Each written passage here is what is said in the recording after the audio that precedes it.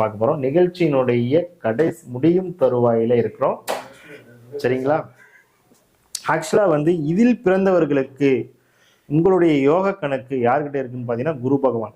நீங்கள் எந்த குடும்பத்தில் பிறந்தீங்களோ அவர்களுடைய உங்களுடைய முன்னோர்கள் முன்ஜென்மத்தில் வாழ்ந்த பொழுது செய்த புண்ணியமும், நீங்கள் முன்ஜென்மத்தில் வாழ்ந்த பொழுது செய்த புண்ணியமும் எந்த கிரகத்திடம் இருக்கு அப்படின்னு பார்த்தீங்கன்னா குரு பகவான் கிட்ட தாங்க இருக்கு. ஜோதிடத்தில் வந்து மிக மிக முக்கியமான ஒரு கிரகம் இல்லைங்களா குரு பகவான். ஏன்னா குரு தான் வந்து பணத்துக்கு உண்டான கிரகம், தங்கத்துக்கு உண்டான கிரகம், மதிப்பு மரியாதைக்கு உண்டான கிரகம் இல்லையா. உயர் பதவிக்கு உண்டான கிரகம்லாம் யார்? குரு பகவான் வந்து வெரி இம்பார்ட்டன்ட்.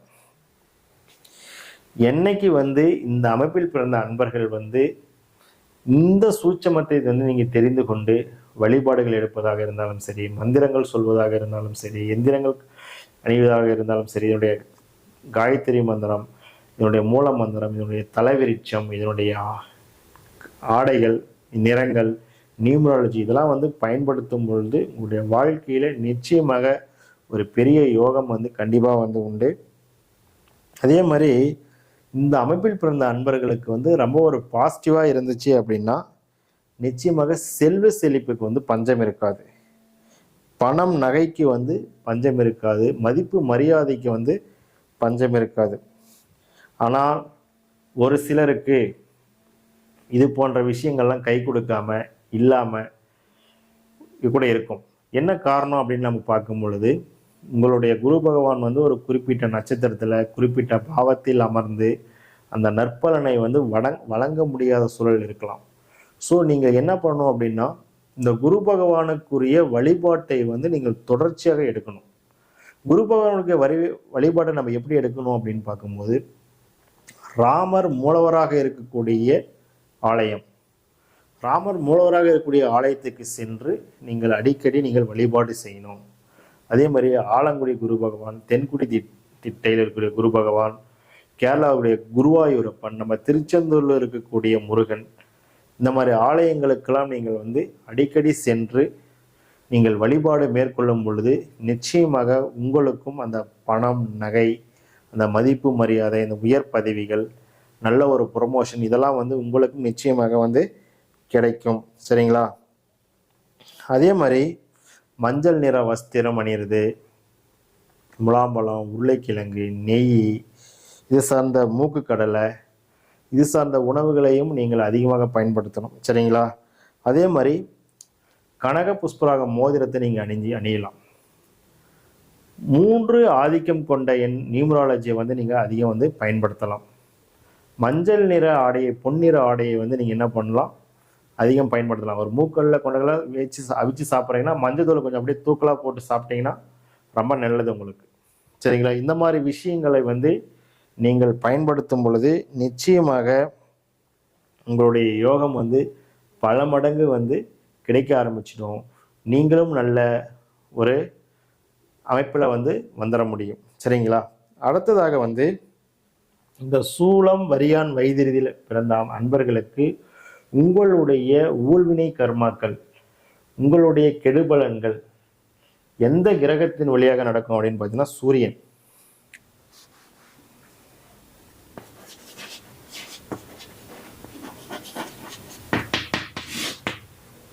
சூரியன் என்ற கிரகத்தின் வழியாகத்தான் உங்களுடைய ஊழ்வினை கர்மாக்கள் வந்து வெளிப்படும், இயங்கும் அப்படின்னு சொல்லலாம். சூரியன் நம்ம இது எப்படி இயங்கும் அப்படின்னா உங்களுடைய தந்தை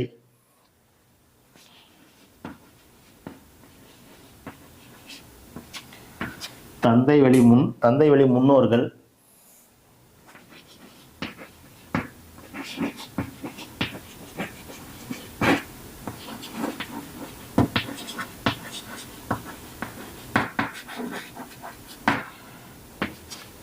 அரசு வழியில கவர்மெண்டுடைய சட்ட திட்டங்கள்,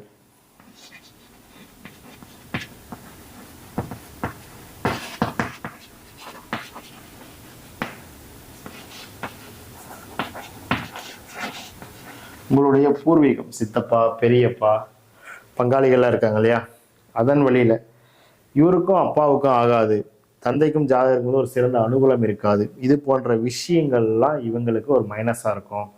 சப்போஸ் வந்து இப்போ ஒரு அரசு ஒரு சட்டத்திட்டம் போடுது, இந்த ஒரு சாலையை விரிவாக்கம் செய்யலாம் அப்படின்னா, உங்கள் ரோடு ஓரமே உங்கள் வீடு இருக்கலாம், உங்கள் வணிக வளாகங்கள் இருக்கலாம், அல்லது உங்கள் அலுவலகம் எதை வேண்டுமானாலும் இருக்கலாம், உங்கள் நிலம் இருக்கலாம். அப்போ என்ன நடக்கும் அப்படின்னா, திடீர்னு பார்த்தா ரோடு எக்ஸ்டெண்ட் பண்ணணும், இது வரைக்கும் அரசுக்கு உண்டான நிலம் தேவைப்படுன்னு பார்த்தா திடீர்னு வீட்டை அடிச்சிருவாங்க, கல்யாண மண்டபத்தை அடிச்சிருவாங்க. இந்த மாதிரி அரசு சார்ந்த டிஸ்டர்பன்ஸ் நம்ம நடக்கும்னு எடுத்துக்கலாம். அதே மாதிரி அரசு தேர்வுக்கு அரசு போட்டித் தேர்வுகளுக்கு முயற்சி செய்து பலமுறை தோற்று அந்த வெற்றியை அடைய முடியாமல் போகக்கூடிய வாய்ப்பும் இந்த அமைப்பில் பிறந்த நண்பர்களுக்கு நிறைய இருக்கு. ஓகேவா? அப்போ நீங்கள் என்ன செய்யணும் அப்படின்னா, இதற்குண்டான தோஷத்தை நிவர்த்தி செய்யணும், கர்மாவுடைய தோஷத்தை போக்கணும். சரிங்களா? அப்படி செய்யும் பொழுது அதற்குண்டான விஷயங்கள் உங்களுக்கு சரியாகும். அதே மாதிரி வேற என்ன சொல்லணும்னா, இந்த அரசியல் வெளியிலே ஒரு பாதிப்பு, முக்கியமா தொழில் சார்ந்த வகையில ஒரு சிறந்த அனுகூலம் இல்லாம ஒரு பாதிப்படைகிறது. இது போன்ற பிரச்சனைகள் இருந்தாலும் நீங்கள் இந்த தோஷத்தை நிவர்த்தி செய்யணும். சரிங்களா? அதே போல சூலம் வரியான் வைத்திருதி இந்த அமைப்பில் பிறந்து உங்களுக்கு சூரியன் நோயை தரக்கூடிய நிலையில, உடல் ஆரோக்கியத்தை கெடுக்கக்கூடிய நிலையில வந்துட்டாரு அப்படின்னா, உங்களுக்கு என்னென்ன பிரச்சனைகள் நடக்கும் அப்படின்னு பார்த்தீங்கன்னா, கண் பார்வையில ப்ராப்ளம் வரலாம்.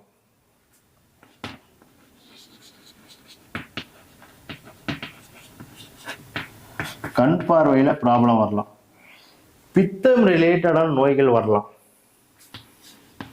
இந்த அமைப்பில் பிறந்து சூரியன் வைநாசியமாக வரும் பொழுது பாதிப்பு உடல் ஆரோக்கியத்தை கெடுக்கும் சூழல் இருக்கும் பொழுது உங்களுக்கு கண் பார்வை ப்ராப்ளம், பித்தம் சம்பந்தமான நோய்கள்,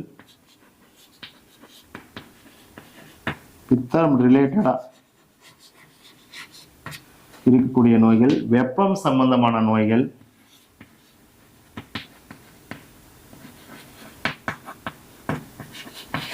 வெப்பம் சம்பந்தமான நோய்கள். அதே மாதிரி வேற என்ன சொல்லலாம் அப்படின்னு பார்க்கும் பொழுது, வயிறு உபாதைகள், செரிமான கோளாறு,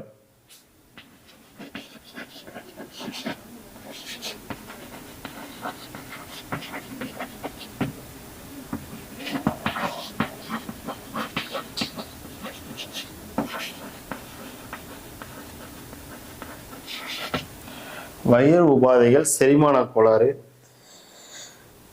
ஸோ இது சார்ந்த விஷயங்கள்லாம் இவங்க ஆட்பட்டிருப்பாங்க. சூலம் வரியான் வைத்தியத்தில் பிறந்து சூரியன் உடல் ஆரோக்கியத்தை பாதிக்கக்கூடிய நிலையில் வந்துச்சுன்னா, கண் பார்வையில் ப்ராப்ளம், பித்த ரிலேட்டடான விஷயம், வெப்பம் சம்பந்தமான நோய்கள், செரிமான கோளாறு, வயிறு உபாதைகள், இது சார்ந்த விஷயங்கள்லாம் அதிகமாக இருக்கும். உடல் எப்பொழுதும் ஒரு ஹீட்டான ஒரு சுச்சுவேஷன்லேயே இருக்கும். சரிங்களா? அப்போ இந்த மாதிரி பாதிப்புகளில் இருந்து நீங்கள் தற்காத்து கொள்ள, இந்த ஊழ்வினை கர்மாவில் இருந்து நீங்கள் தப்பித்து கொள்ள உங்களுக்கு உண்டான பரிகார ஸ்தலத்தை நான் கொடுக்குறேன். கண்டிப்பாக நோட் பண்ணிக்கோங்க. இந்த சூலம் நாமயோகத்தில் பிறந்த அன்பர்களுக்கு என்ன பரிகார ஸ்தலம் அப்படின்னு பார்க்கும்போது, நம்ம கீரனூரில் அமைந்துள்ள சிவலோகநாதர்,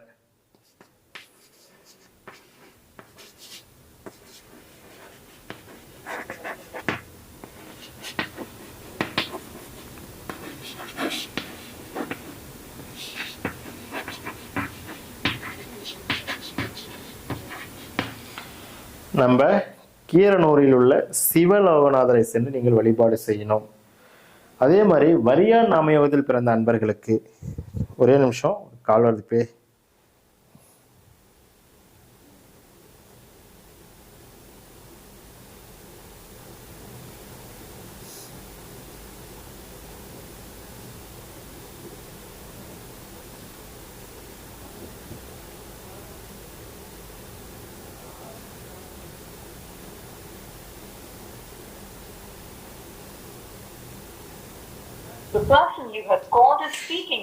அதே மாதிரி இந்த வரியான் நாமயோகத்தில் பிறந்த அன்பர்களுக்கு நம்ம தருமபுரியில் இருக்கக்கூடிய வேதாளீஸ்வரர்,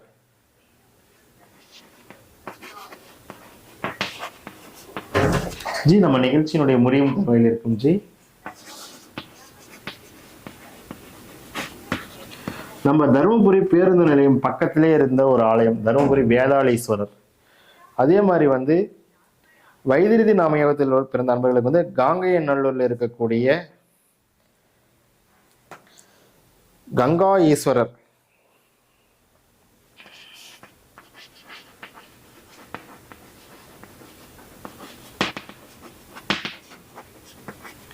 காவியா நல்லூரில் அமைந்துள்ள கங்காதீஸ்வரர்.